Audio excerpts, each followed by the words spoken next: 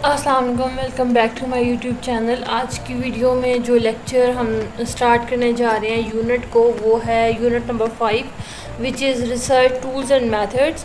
और इसमें 5 different topics हम कवर करेंगे, जो कि है questionnaires, interviews, observation, test and rating scales. Questionnaires, interviews और टेस्ट की वीडियोस ऑलरेडी डिटेल चैनल पर अपलोड हैं, मैं उनका लिंक डिस्क्रिप्शन बॉक्स में डाल दूँगी। आज की वीडियो में जो हम टॉपिक कवर करेंगे वो है ऑब्ज़र्वेशन। ऑब्ज़र्वेशन और रेटिंग स्केल, ये दो टॉपिक हैं जो एडिशनल हैं और इनको हम कवर करेंगे। मैं कोशिश करूँगी कि ये वाला सब्जेक्ट जो है वो जल्दी से कवर करूँ और एग्ज़ाम से पहले ये वाला टॉपिक जो है वो कवर हो चुका हो। तो without any further delay we are going to start our unit number 5 and topic is observation. So what are observation? Observation is a research method used to systematically observe and record behaviors, actions, interactions and phenomena in their natural setting. अब natural setting के अंदर observation जो हैं वो क्या record करती हैं? Behaviours को रिकॉर्ड करती हैं, एक्शंस को रिकॉर्ड करती हैं, इंटरेक्शंस और फिनोमेना को रिकॉर्ड करती हैं। It is commonly employed in fields such as anthropology, sociology, psychology, education and ethnography. Observations can provide valuable insight into human behavior, social dynamics and the context in which they occur. There are various types of observation methods, each with its own approach and considerations. अब observation की जो है वो different types हैं, वो क्या क्या हैं देख लेते हैं। Number 1 is participant observation. What is participant observation? In participant observation, the researcher become actively involved in the setting being studied. Researchers immerse themselves in the environment and may even participate in activities alongside the participants. This approach allows for an insider perspective and deeper understanding of the context. Participant observation में researcher जो है वो observation में एक complete participant की तरह behave करता है। लाइक उस स्टडी जिस एरिया में स्टडी हुई है या होने जा रही है, रिसर्चर का जो रोल है वो एज अ पार्टिसिपेंट होगा, यानी वो वहाँ पे फुली इन्वॉल्व होगा। Number 2 is non-participant observation.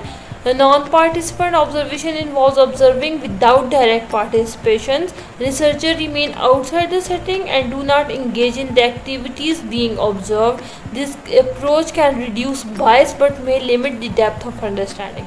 अब नॉन पार्टिसिपेंट में क्या है कि रिसर्चर जो है वो इन्वॉल्व नहीं होगा और उसमें जो है वो कोई भी पार्टिसिपेशन उसकी नहीं होगी, वो उसमें होगा तो सही, उस ऑब्जर्वेशन उस इन्वायरमेंट का हिस्सा तो होगा, लेकिन उस इन्वायरमेंट के अंदर होने वाली जो एक्टिविटीज़ होंगी वो उनका हिस्सा नहीं होगा। Number 3 is structured observation. Structured observation क्या है कि ये प्री डिफाइंड कैटेगरीज हैं, बिहेवियर्स हैं जिनमें रिसर्चर जो है वो देखेगा। लाइक अगर किसी जगह पे जो है वो स्टडी कंडक्ट की जा रही है और वहाँ पे देखा जा रहा है कि रिसर्चर ने जो है वो कुछ स्पेसिफिक चीज़ें ऑब्ज़र्व करनी है, तो वो उन्हीं चीज़ों को ऑब्ज़र्व करेगा, वो बाकी चीज़ों को इग्नोर करेगा। Then unstructure observation. अब अनस्ट्रक्चर ऑब्जर्वेशन क्या है कि ये फ्लेक्सिबल है और रिसर्चर को अलाउ करती हैं कि वो एक वाइड रेंज ऑफ बिहेवियर और इंटरेक्शंस को जो है वो बग़ैर किसी कैटेगरी की डेफिनेशन के जो है वो ऑब्ज़र्व करता है, ठीक है। और इसमें उसके अलावा आती हैं डायरेक्ट ऑब्जर्वेशन। अब डायरेक्ट ऑब्जर्वेशन ये है कि ये नेचुरली अकरिंग ऑब्जर्वेशन है जिसमें आप रिसर्चर का जो है वो कोई मैनिपुलेशन नहीं होती, कोई इंटरवेंशन नहीं होता, और ये जो मेथड है ये एवरीडे बिहेवियर और इंटरेक्शंस में जो है वो इम्पॉर्टेंट है। Then indirect observation. अब इनडायरेक्ट ऑब्जर्वेशन ये है कि ये इफ़ेक्ट ऑफ बिहेवियर्स को जो है वो स्टडी करता है रादर देन एक्शंस को। लाइक इसमें ये है कि आपने बिहेवियर जो है वो उनको ऑब्ज़र्व करना है, लेकिन उन इनडायरेक्ट वे में ऑब्ज़र्व करना है, ठीक है। देन आ जाता है कोवर्ट ऑब्जर्वेशन। अब कोवर्ट ऑब्जर्वेशन ये है कि आपने किसी नॉलेज या कॉन्सेंट के बगैर जो है वो ऑब्जर्वेशन कंडक्ट कर ली, और ये जो है वो डिस्करेज की जाती है क्योंकि ये एथिकली ठीक नहीं है। अब इसके अलावा ओवर्ट ऑब्जर्वेशन क्या है? ओवर्ट ऑब्जर्वेशन ये है कि वहाँ पे जो पार्टिसिपेंट्स हैं, जो लोग हैं जिनको आपने ऑब्ज़र्व करना है, उनको ऑलरेडी बताया हुआ है कि हाँ जी हम आपको ऑब्ज़र्व करेंगे, उनके बिहेवियर्स को रिकॉर्ड करेंगे, उनके इंटरेक्शंस को, और इवन वहाँ पे जो इवेंट्स हो रहे हैं आपने उनको भी रिकॉर्ड करना है।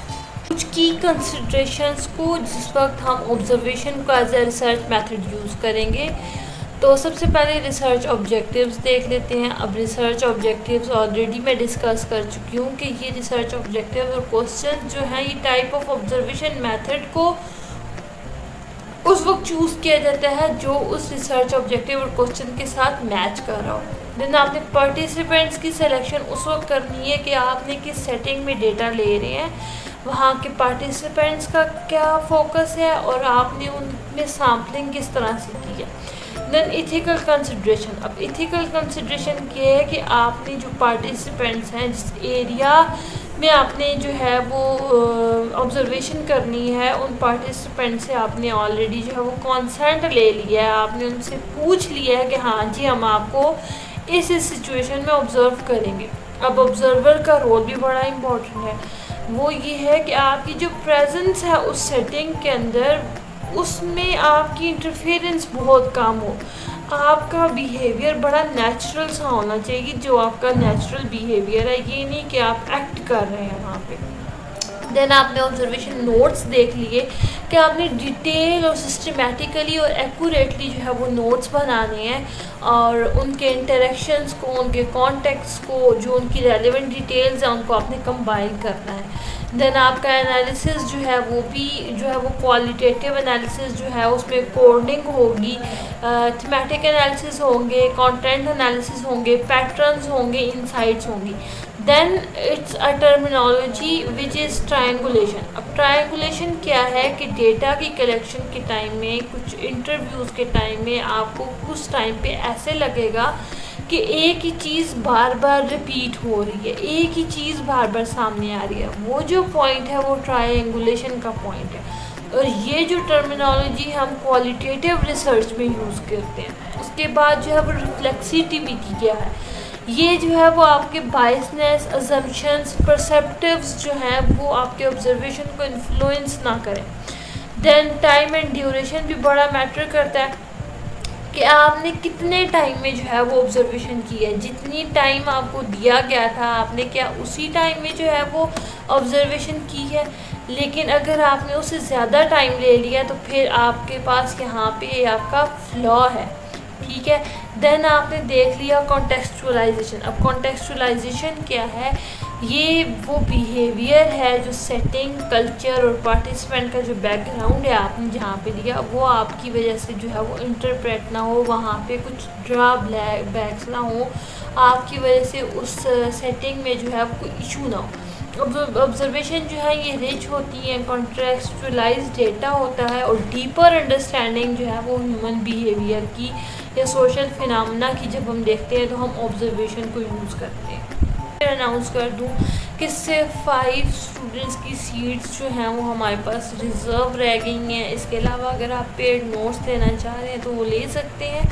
आपके एग्ज़ामिनेशन पेशावर यूनिवर्सिटी और पेशावर यूनिवर्सिटी के एफिलिएटेड जो इंस्टीट्यूशन हैं उनकी डेट शीट आ चुकी है, मैंने वीडियो अपलोड कर दी है, आप लोग देख सकते हो चैनल पर जाके। और अगर आपको नोट्स भी चाहिए तो आप तभी मुझे गिवन ईमेल पर रब्ता कर सकते हो।